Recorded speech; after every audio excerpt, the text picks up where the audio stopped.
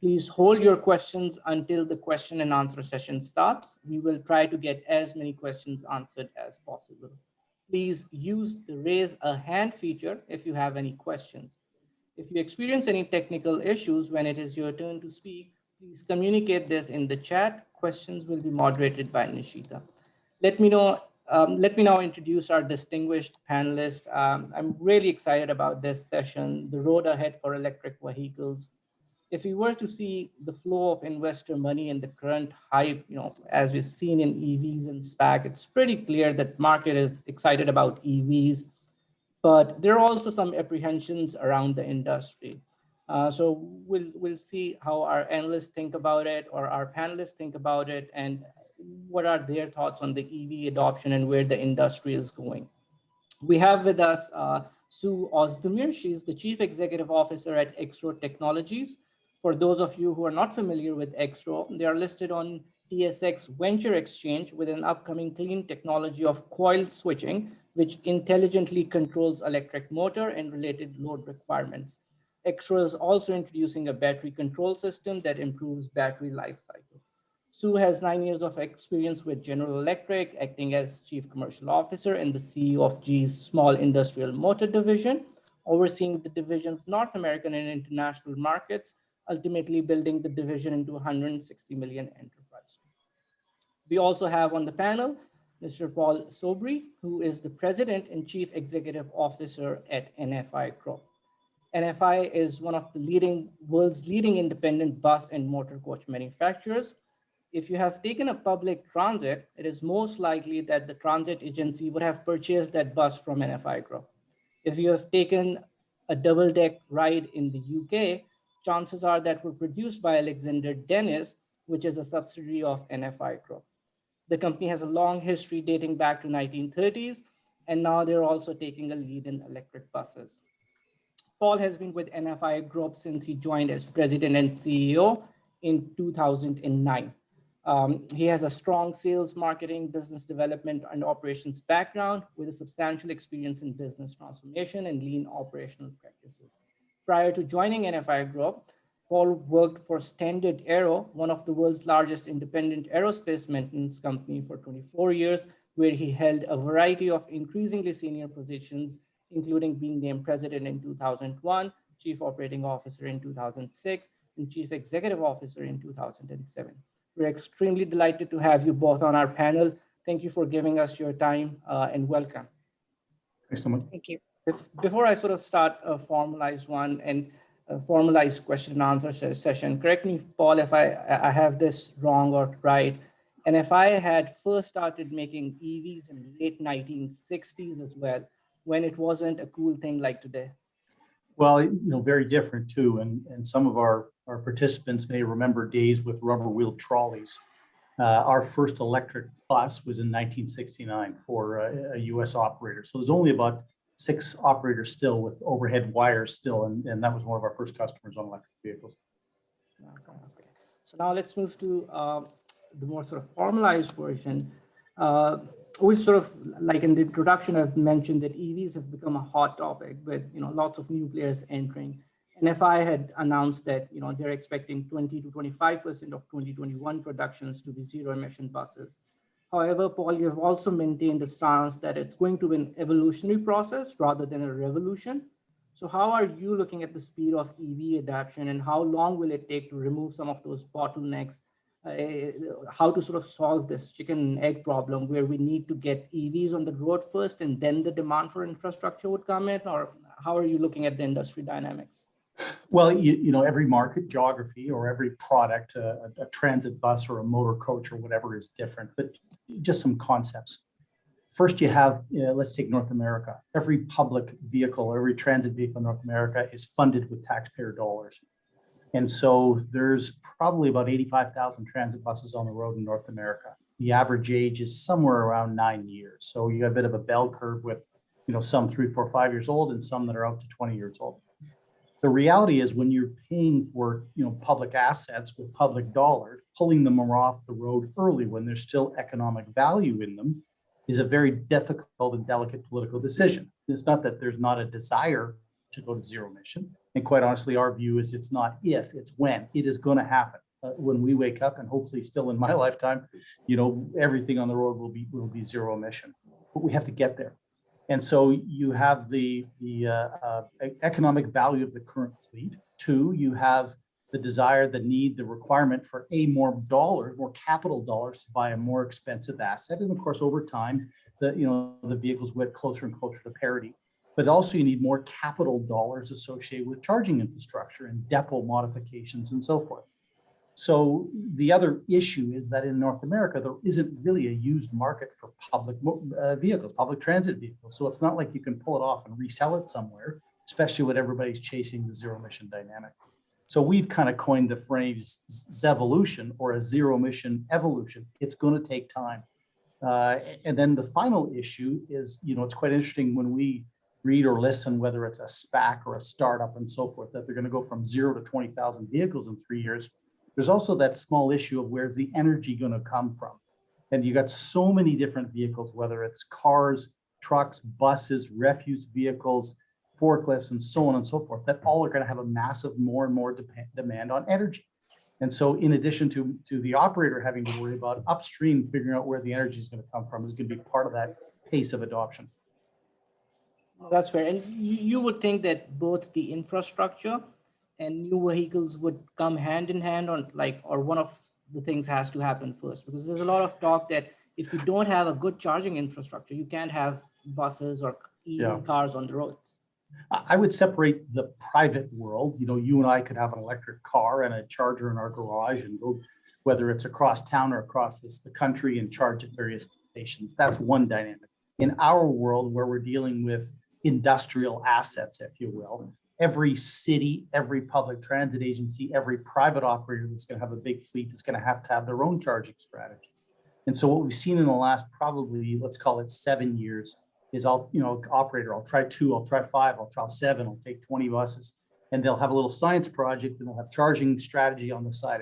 But to make it a mainstream depot fully zero emission with all the charging and then the energy coming in and so forth is going to take quite a bit of holistic planning. So, short answer to your question, Nolan, I think it's a bit of an iterative conversation.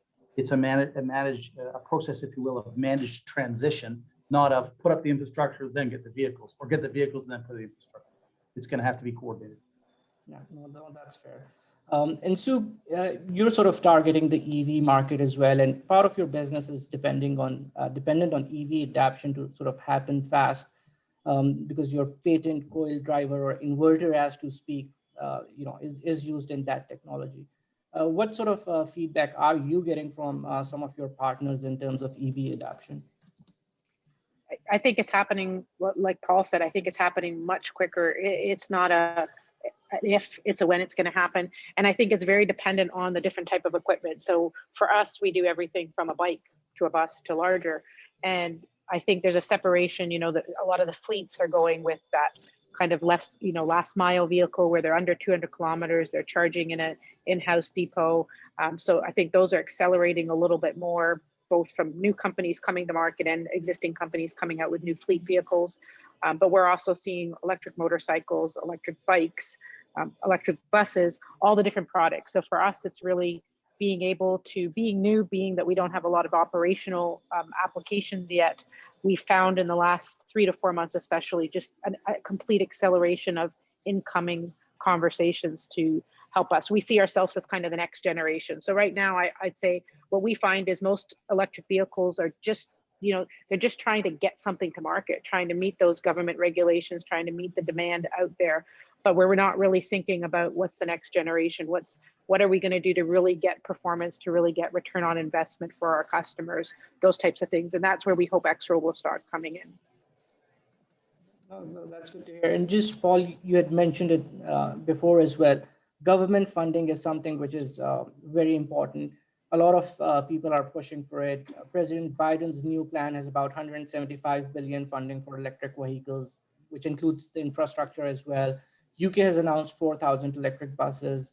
How crucial is this support? And since you operate in multiple geographies, if you could compare between what's happening in North America, are they way behind Europe and let's say China, or they're sort of catching up? What's your thought on that? Well, in North America, our public transit are owned by the government, owned by public agencies. Many places around the world, public transit is a private operator performing a service, so bidding on a route and then performing it on behalf of the government, but it's a for-profit business. There is no question the speed of adoption, the speed of interest, the pilot projects, now in some cases mainstream fleets, is a direct result of all those governments. And there's two issues that they're trying to really push, or a couple, I guess. First and foremost, the issue about clean, green, responsible public transit. We've all got this image in our mind, and of course in our market, of a 20-year-old, diesel bus with smoke coming out the back. Well, clearly that is the past. Those will go away. So public transit, the desire to have zero emission, and whether it's an electric bus or a battery fuel cell electric bus, or the case we joked earlier, an electric trolley, clearly that's what the politicians are going for.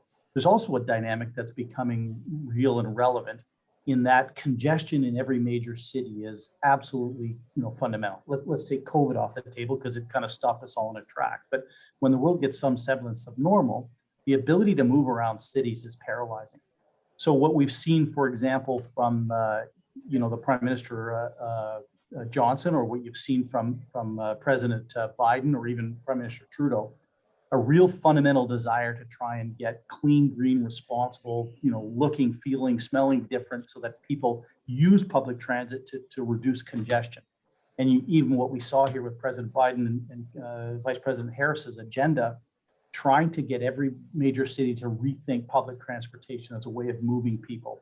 If we travel in Europe and other parts of the world, of course, rail is such a dominant, or bus is such a dominant part of their world. North America was designed originally really around cars and moving people, and now we're trying to move into public transit. But just some comments on geography. Clearly, China is leading the planet, right? And the government made mainstream decisions and created industries, 5, 6, 7, 10 years ago to go full electric. In our world, in North America, Europe, UK, or even Hong Kong, Singapore, those kind of places, you got a transition game. And so back to what I said before, we've got to figure out how to work it through and still get economic value from the assets they have. And then you're going to have to see how adoption takes on from an economic perspective, where it's a private operator, and those government funding dollars will help move that.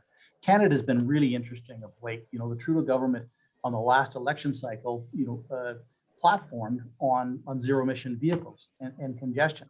And they've done two things. They gave money to the Canadian Infrastructure Bank to help public operators think about moving forward their savings and financing the investment, which should help adoption. The other issue of late, and we all read in a couple of weeks ago, where the government has actually made a fundamental commitment to clean, green public transit in Canada. And that will, no question, help my business. It'll help my city, but it'll help businesses of key technologies like Sue's business. That's good, great color, I would say. And just on the same thought, sort of, Sue, if you could speak, that a lot of businesses have received grants or government supports, directly or indirectly. In terms of your business, do you think that it is something that you would need, or you're sort of more focused on a more sustainable where you don't need any of those government grants and support? So I would say we don't need them, but I think, like any business, the ability to be able to receive them would be great for us. That non-dilutive funding is always a way for us to expand our R&D in particular. So as we continue to expand on new ideas, that ability to keep an R&D team, dedicated to continuing to develop new innovation and new patents is tough for small businesses like ours. So I think that would come in.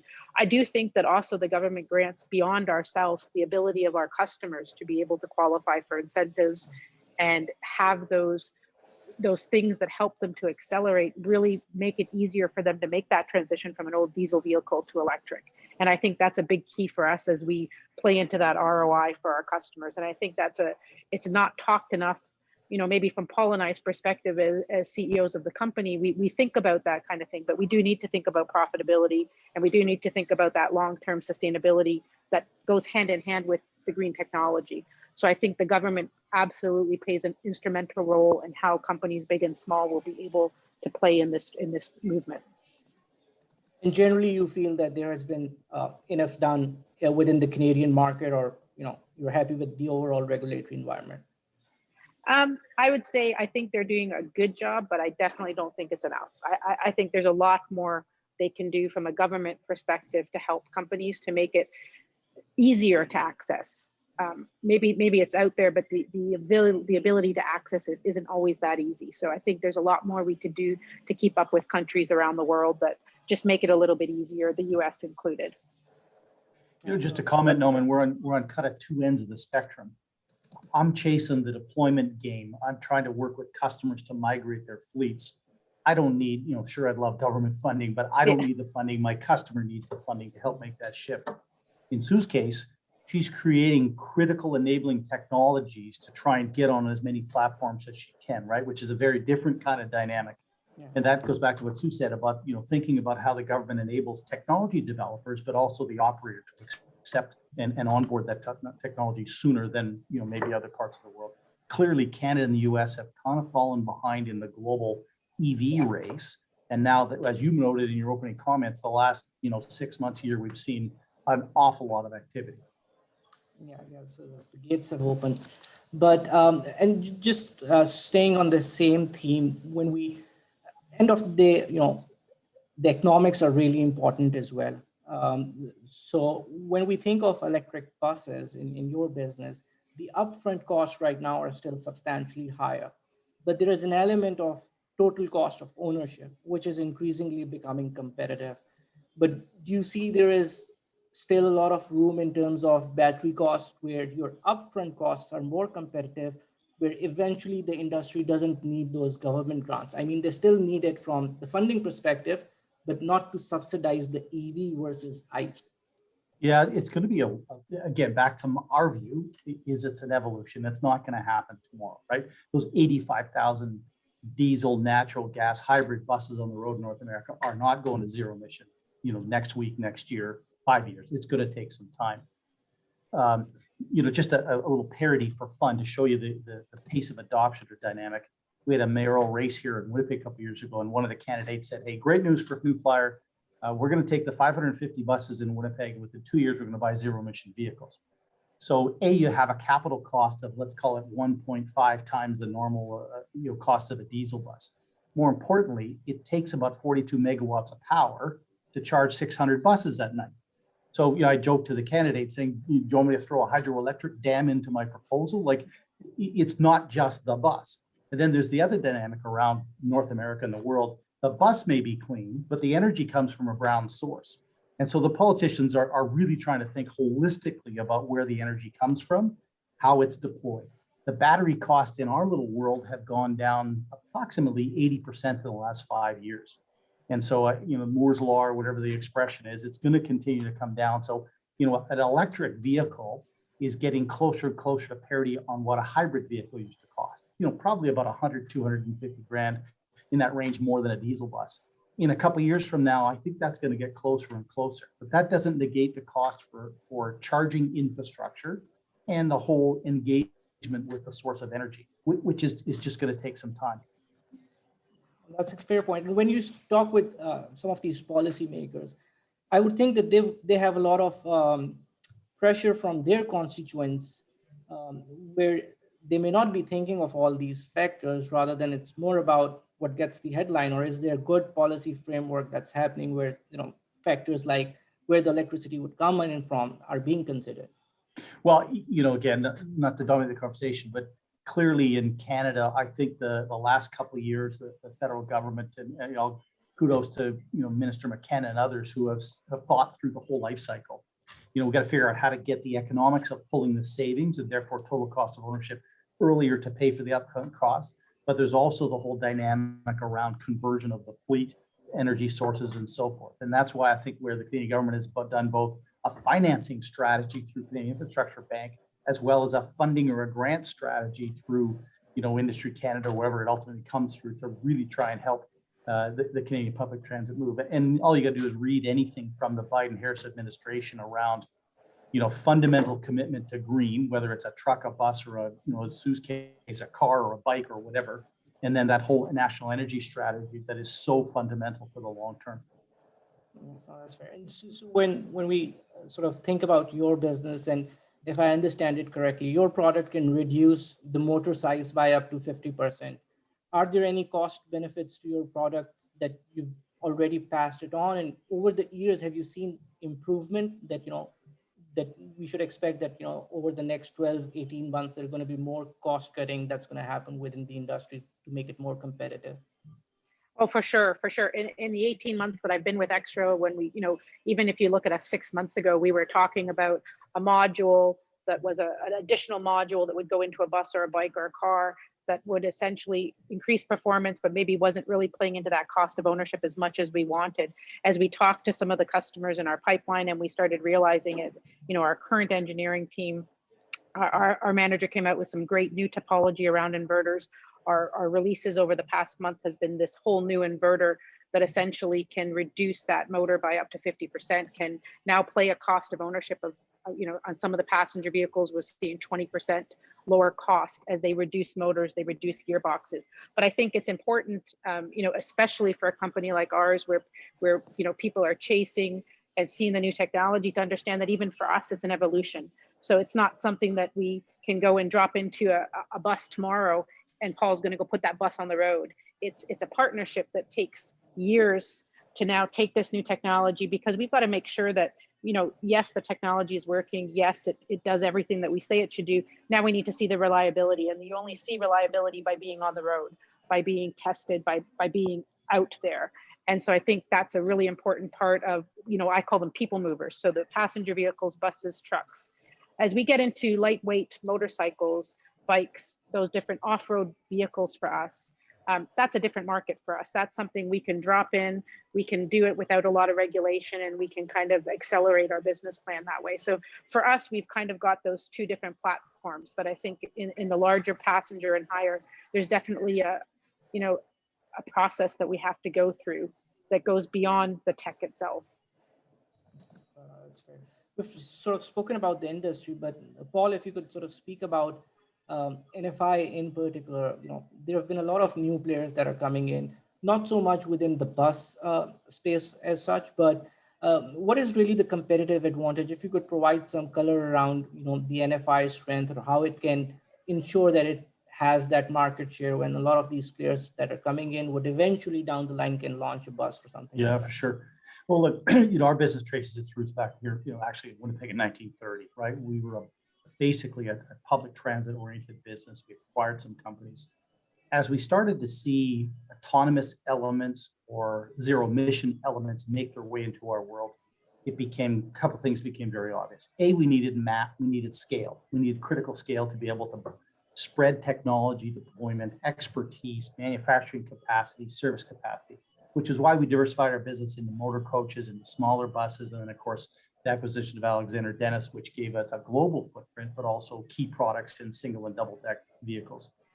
So our strategy has been to get, and if you buy into our view that it's evolutionary, that it's not like tomorrow there's 20,000 electric buses on the road, we have to get there. And because it's public assets, it's going to take time to convert it and replenish those fleets. So the strategy of us has been to have proven platforms, every different type of bus and coach available, but also multiple propulsion options. And so, pick one. New York City, I have diesels, I have natural gas, I have hybrids, I have all electric vehicles, all in the same bus, on the same roads in New York City. So the ability for them to try the technology on electric, to learn, but able to take advantage of all of the manuals and training and spare parts and infrastructure is absolutely critical. There's nobody like us in a space that has that breadth of product, but also the types of propulsion approaches. And then the other one that's really taking off in the next little while since I've been here 12 years, fuel cells were going to be the greatest thing since sliced bread. Then they were out of favor. Now they're back and so forth.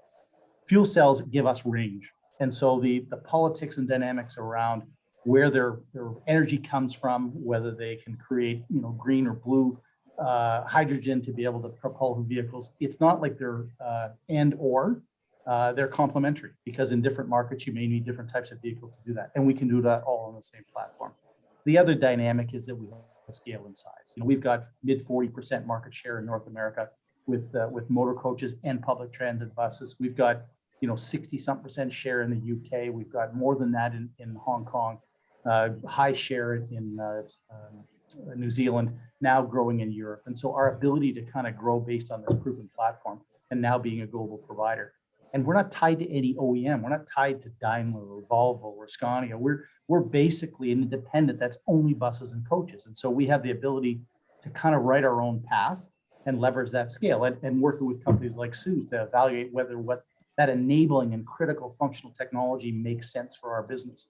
We're not dictated by a parent that's telling us you're going to use a Daimler or a Volvo or a Ford or whatever. So that's really the key to our success to this point.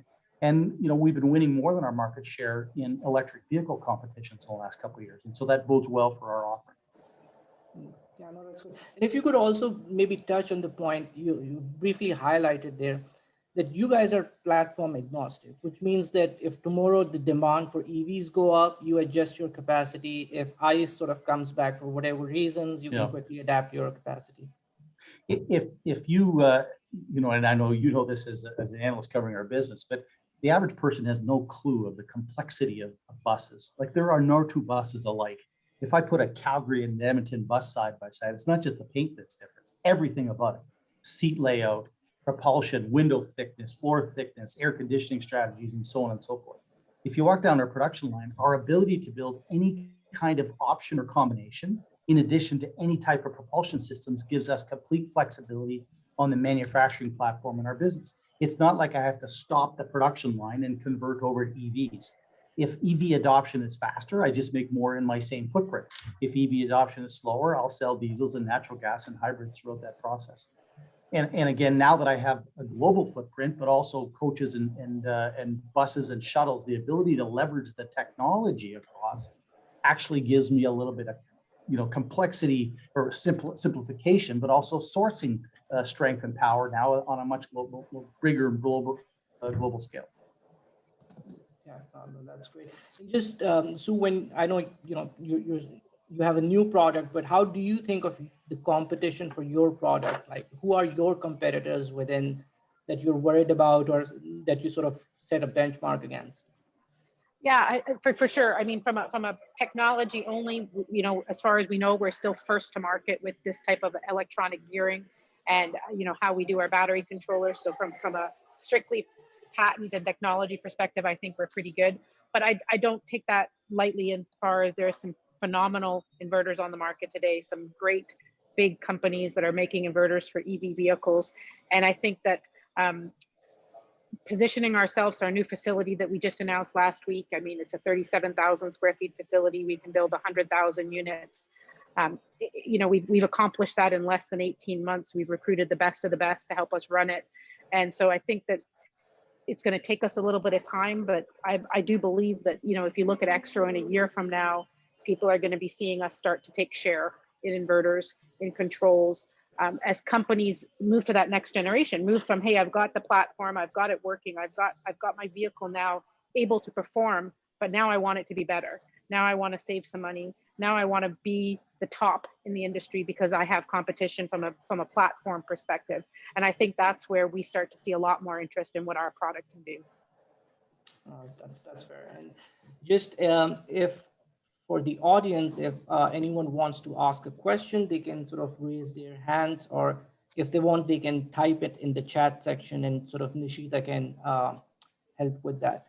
So just sort of switching gears a little bit, I would just want your thoughts, Sue, on the M&A pipeline. I know you already have a product, which is your focus is on that, but do you see there's like some potential acquisition opportunities that can improve your technology, or how you're thinking about it, or just focused on in-house development? Yeah, for sure. I would say our focus definitely is on in-house development right now. We've got a full stack of projects that we're working on, and it's keeping us very busy. So that's definitely our focus. That said, one of the things we've realized over the past year is just the complement of different things, whether it's a motor that we're working with, like our partnership with TSA to build a specific motor that makes it faster for us to do it, or as we go into e-axle design, or BCUs for that messaging to the whole system. We've realized that is going to be really important. So whether that's a strategic partnership or an M&A, time will tell, but we're definitely keeping our eyes and ears open to those type of opportunities that would accelerate our core business of power electronics. Paul, I think people are now starting to see the benefit of ADL acquisition, given the recent success they've had in UK market, and some contract within Scotland as well. I believe you've expanded your presence in New Zealand as well with the partnership. So how is the M&A landscape for NFI, especially after the equity raise that you have done, which is sort of somewhat deleverage your balance sheet as well? So what are your thoughts on that side? Well, if you go back to our history over the last 15 years, we've acquired 8 businesses. And so, we use the expression around here of, we had a collection of businesses. And so we were kind of a holdco of bus companies and coach companies. Last year, we made the decision, partly ahead of our original schedule, but really driven by the realities of COVID, was the opportunity to pivot a little bit from a holdco to an integrated operating business. And so we've started to do that on the accounting front, the engineering front, HR, all the IT systems to try and leverage, take costs of our business. So we launched an initiative called NFI Forward to take $70 million of cost out of our overhead SG&A, about 10%, which really, as the market recoveries and volumes, will give us I think a really interesting cost opportunity from a competitiveness standpoint. We did do an equity raise at $250 million Canadian, a bought deal, a month and a half ago or so, which really at the time was oriented to around, as you said, reducing our total leverage, but giving us, some liquidity flexibility as the market unfolds to see if any acquisitions made sense to us going forward. Clearly, our balance sheet right now, the focus is on delevering the business, but we're in a pretty enviable spot of a market leadership position. It's not like I'm a SPAC that started last week. I'm going to say, trust me, I'll make these new vehicles, and trust me, I'm going to do this stuff. We're already playing in that space. And I think our market share and the announced wins recently that you highlighted, Noam, are really important for us to be able to kind of demonstrate that, we're not this staid old OEM that's going away, that's going to be disruptive. We've disrupted ourselves long before any of these SPACs showed up and said they're going to sell a bus into our space. So we're pretty pleased with that evolution of the business. If something from an M&A comes up, we have the flexibility to do it. But at the end of the day, right now, our focus for the next little while is getting back to the volumes that we saw pre-COVID, but also taking advantage of that global footprint now with Alexander Dennis. Look, they're the world leader in double-deck vehicles in all continents. And so there's a real opportunity to continue to grow that for us. And the way you have partnered I think in New Zealand, correct me if I'm wrong, is that something which can be replicated in other markets as well, or how big that opportunity is? It's a really good question. And Sue's at the early start of that, and she referred to either partnerships or her evolving her products. The same thing applies for us. Before Alexander Dennis became part of our business, they partnered with BYD in the UK to put an Alexander bus body, if you will, on top of the BYD chassis. And now it has 70 something percent, EV market share in the UK. In New Zealand, it's a partnership with a local, basically a fabricator or assembler to work with us to basically build a body somewhere else, build a chassis, have them put it together and go to market in that space. And I think that's every market's going to be different. Political pressure to do things in country or in region, the economics of moving, a bus is not something you put in a box and ship around the world rather easily. And so all those things are going to require a different potential strategy or a different entry point, depending on the geography and depending on the market need. The good news is, we've got scale now to be able to do that, and that's really, been an important part of our history, and I think will be more and more important going forward. Fair enough. And so you've done a lot of partnerships within your business as well.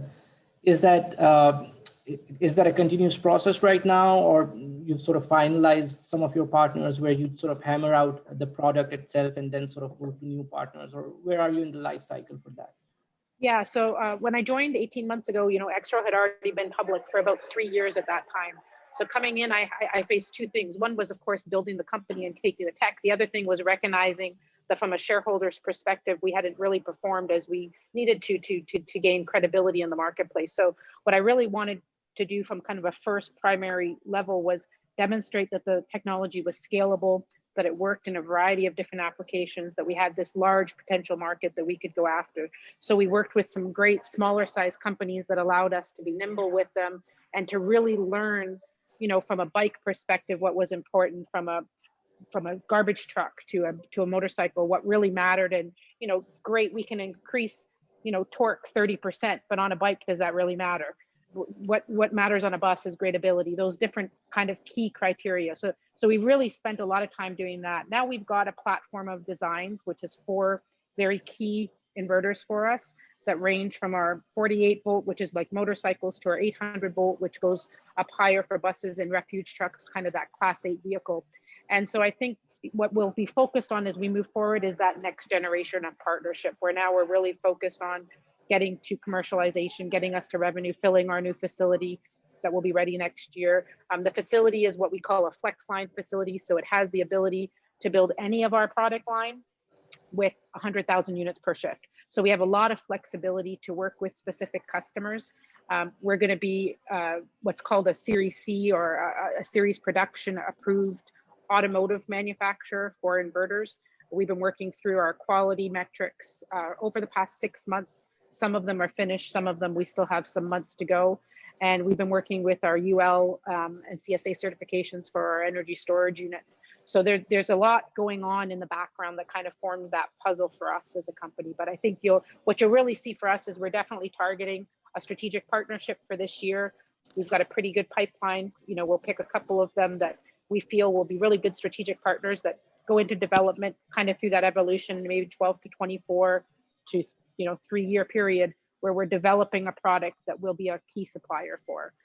That said, we've got customers like C Electric and Zero and Heinzman and Potentia, Land Motorcycles, that will start to fill our production line with lower volumes as we grow the company. That's great. Just once again, for any attendees, if anyone wants to ask a question, they can use the raise a hand feature, or if you want to write it under the chat section as well, that works for us as well. Probably one of the last questions from my end, Paul, and this is for you. Maybe if you could speak about how the importance of relationship for your business with different transit agencies and the sort of information you share with each other in terms of what their demands are, or let's say if an EV is already on the road, how has that performed? Just to give an audience an idea that it's not an off-the-shelf sort of a product. Transit agency comes in, there's a lot of multiple moving parts, and to have those relationships set up, it's not an overnight thing, or it takes multiple years to do that. Well, I think your question is a really good one. It's not like you or me buying a car again, and if it doesn't work, I deal with it, and if the charging doesn't work and so forth. The public transit agency has responsibility to the community. And so, you're buying an asset that has a, call it 15 to 20 year economic life. And it's, the pressure on the capital investment of cities is getting more and more and more. And so the ability to have a whole bunch of spare assets around are not happening. When I joined 12 years ago, I came from aerospace, and I was blown away at how aerospace was really pushing the whole telematics and data, predictive and all this other stuff. And I was surprised when we got into our world that there really wasn't as much telematics, there wasn't as much preventive or predictive maintenance and so forth. So when we first started working with that stuff, kind of 10 years ago, the take-up wasn't very good. Now with zero emission, and now with all these electric components on a bus or a fuel cell or whatever, electric doors and electric air conditioners and so forth, the ability to have the data is fundamentally different than it was previously, because they're individual components and they were all made hydromechanical or electrical and so forth. This concept now of a really sophisticated asset, the ability to use the data to share back and forth, to really understand how to get best economic life, least emissions, best total cost of ownership, all that stuff is coming to the forefront. The fact that we have 105,000 vehicles on the road, the fact that we have delivered buses in darn near every continent gives us a really neat leg up on really what's happening on the day-to-day. How does a bus deliver its service? What are the challenges? The other thing that I think gives us a great running start is the size of our parts and service business. It's a very, very material part of our infrastructure and the ability to support a customer. So a small operator in a small part of North America or Europe that tries a zero emission bus in isolation is one thing. You put an electric bus in New York City or Toronto or Vancouver or Montreal, they don't have a sense of humor about whether that bus is going to operate inside this big, congested, complex system. And so that ability to be deep and integrated has a huge impact on our ability to sell going forward. And, to steal a phrase, nobody ever got fired for hiring IBM. There's a lot to said for a transit agency trying a zero emission with a proven provider, as opposed to a gee whiz kind of promising provider with no balance sheet, no history, no service track record, and so forth. So we can't, like Sue's comment earlier, we can't rest on our laurels of our position, but we got a really, really good solid platform. And if a city has, 2,000 of our hybrid or diesel or natural gas, look, we're already there. The ability to support them really helps our ability to sell in the zero emission game going forward. That's fair. I think we're coming close to our end of our allocated time. Any parting thoughts, Sue, about EXRO itself, or in general, anything that you want to share with our investor community here? Yeah, just definitely check out our website. We're constantly loading new information, new simulations, new videos that we've taken, and keep an eye out for things to come. We're pretty excited about the next few months. No, thank you. Paul, any parting words from your end? Well, as we started off, we're at two different ends of the value chain here in this space, but both Sue and I believe it's not if, it's when. Our world is going to evolve to zero emission for sure. And as a citizen and as a taxpayer and as somebody who breathes the air, I'm thrilled. As a business person, I'm excited about the opportunity. Context, Norman, last year, 9% of our sales. This year, 20 to 25% of our sales are zero emission. By 2025, that'll be close to 50%. And so it's clearly happening. It's just going to take time for it to completely be absorbed and involved into our communities. But it makes a lot of sense. And hopefully that energy supply and strategies continue to move in progress, that this whole industry has a bright future. That's great. Thank you so much for both of you for taking out time and speaking with us. I think it was very informative. A lot of our investors would have thought of a lot of other questions as well in terms of, we need an entire infrastructure rather than just the products on the road. So once again, I really appreciate for taking out time and being with us. I look forward to speaking with you again in the future. Once again, thank you, everyone. For everyone, the attendees, thank you to you as well for being on the platform. Our next presentation would start at 12:45. As for this presentation, it concludes here. Thank you once again, everyone. Thank you. Thanks, Norman. See you, Sue. See you.